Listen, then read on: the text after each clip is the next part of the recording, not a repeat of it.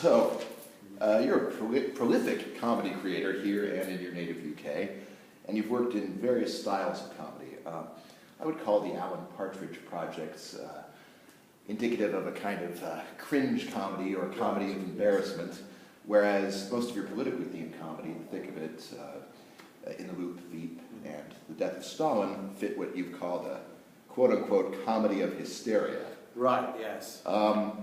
That feels really distinctive to you. I don't know if you'd agree with that, but aside from outright farces, it's hard for me to come up with other comedies that approach what you're doing. Well, with The Death of Stalin, I suppose, you know, in things like Veep and The Thick of It, and, you know, if the politician makes a mistake, then it's embarrassing and it's awkward and they have a hard time. But, you know, they survive.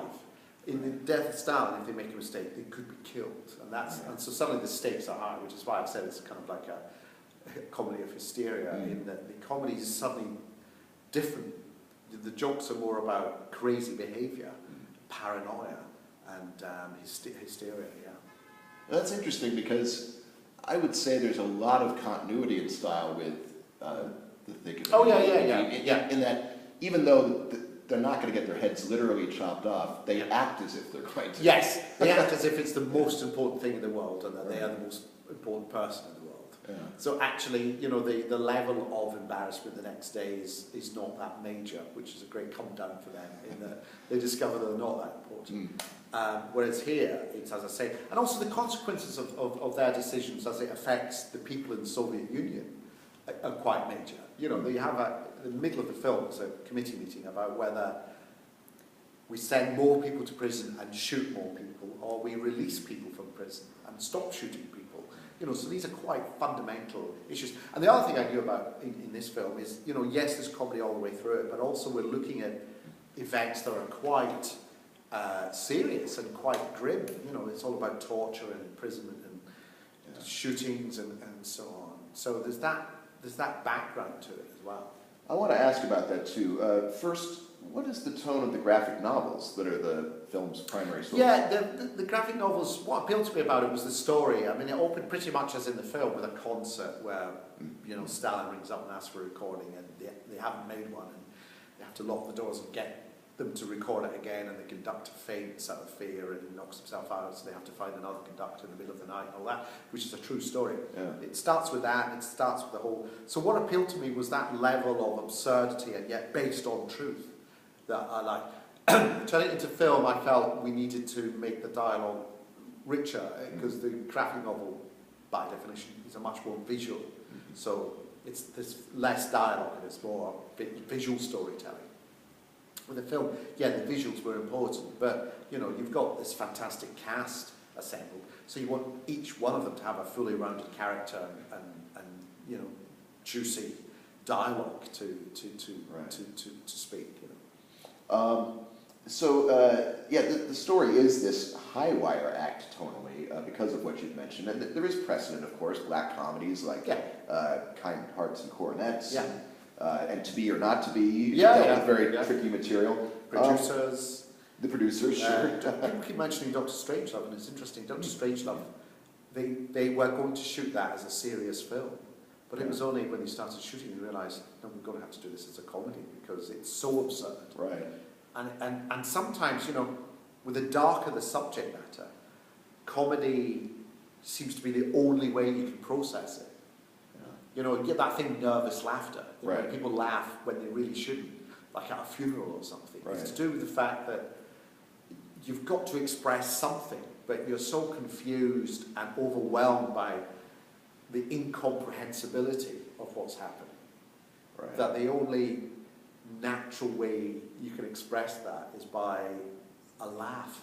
Yeah, hence the term gallows humor, right? Yeah, exactly, exactly. We discovered when we were researching the film that joke books about Stalin and torture, burial, circulated in Moscow at the time, and you could be shot if you had one of these on your possession, but yet people circulated them as if to say, you know, if I can still make fun of you, you haven't got me. See, facts like that are interestingly at odds with like the sequence in the film where it's Stalin's funeral, right? And Yeah. people are flocking to. That's the thing, they're all crying, even in the gulags. Yeah. They were crying when they heard he was dead because they couldn't believe that he personally had put them there.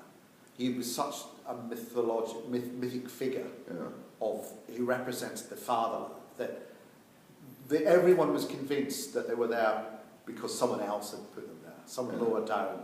There was a mistake. Not Stalin. Yeah. There's something of it, like when you say the fatherland too, that the symbolism of that, there's a kind of like mad love of the abused child, right? Well, it's that, yes, it's an abusive relationship. It's like, one part of you is thinking, I mean, I can see what he's doing to us here.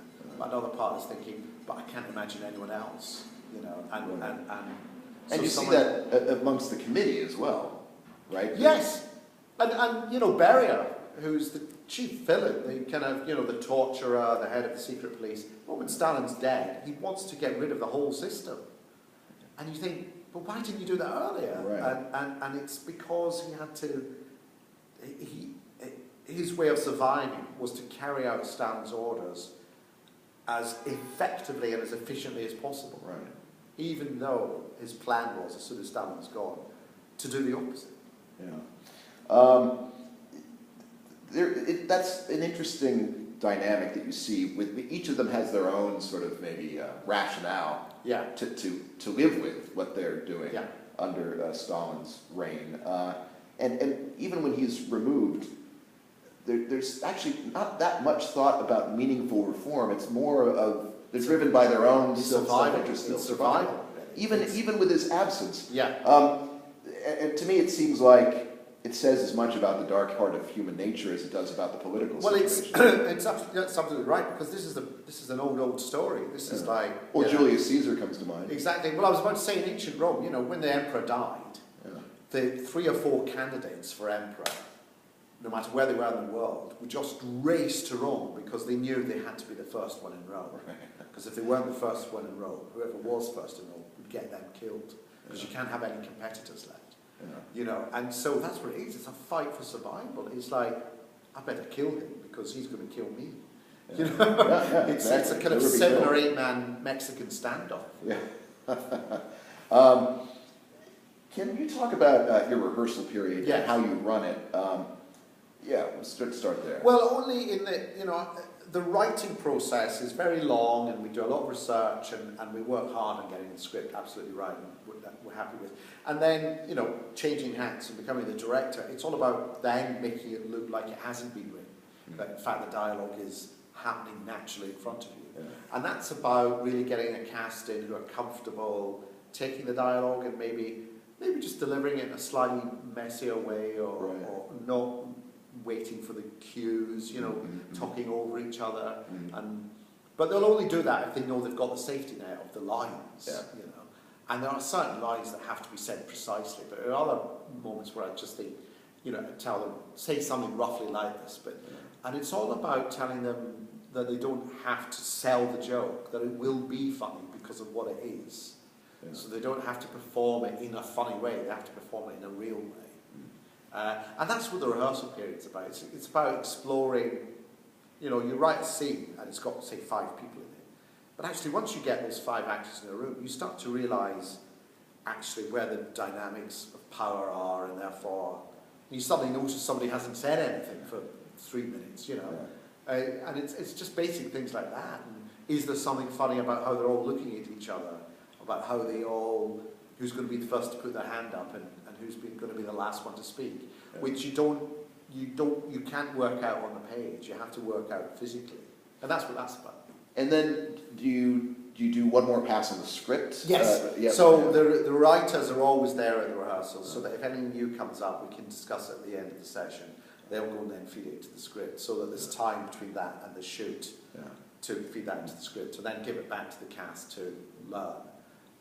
And even on set, because we've rehearsed stuff, we can shoot quite quickly, because we're not spending the day asking questions about the material.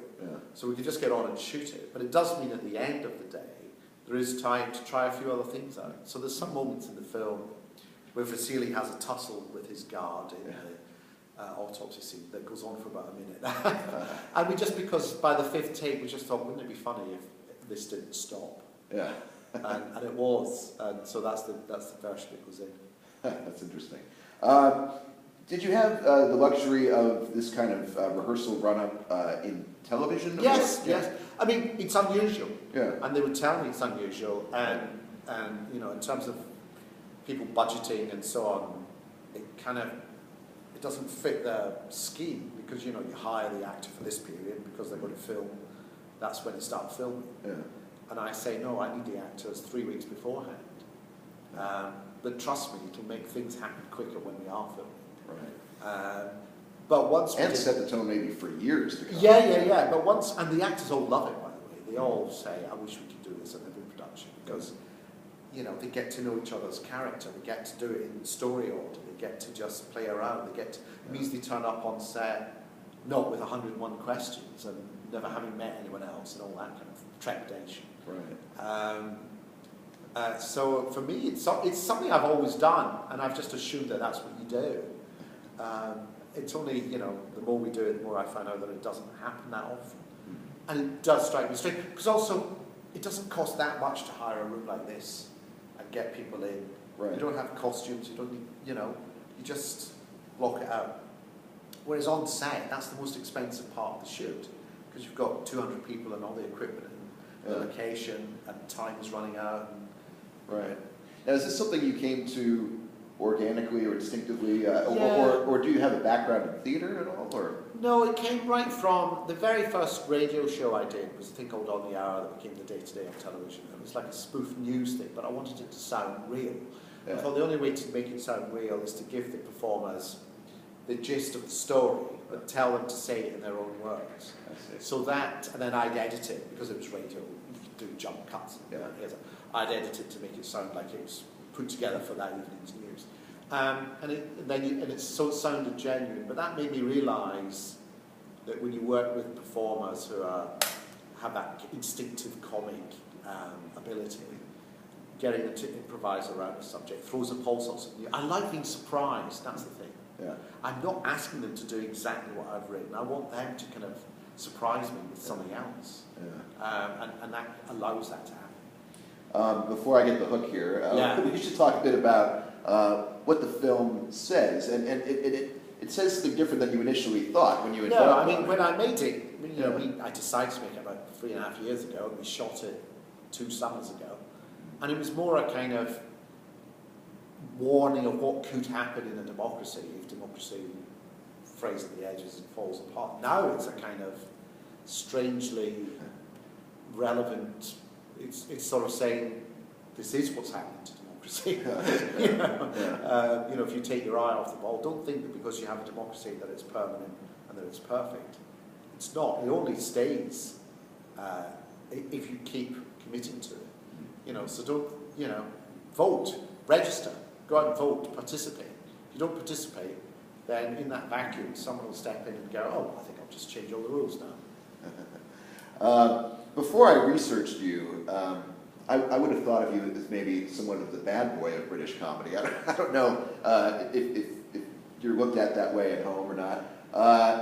With you know, the thick of it and the kind of rough edges of the comedy.